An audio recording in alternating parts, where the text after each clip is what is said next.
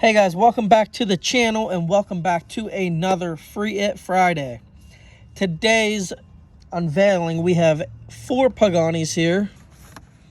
We have the 2017 Pagani Huayra Roadster in blue, which we are actually going to leave in a package. We have a short card Pagani Huayra Roadster.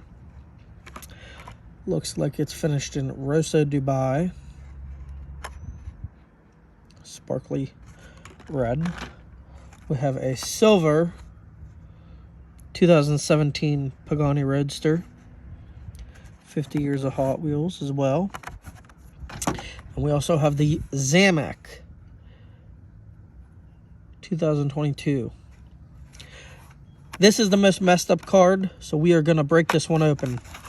You can see it's already coming out the package just like that. And here we are.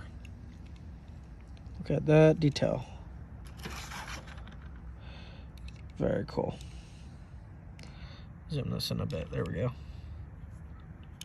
So this is the Zamac 2017 Pagani Roadster. This is the first time I packaged a Zamac, and if you know me, you know I love Pagani. I have a pretty decent 1/18 scale collection, so this will fit in perfectly.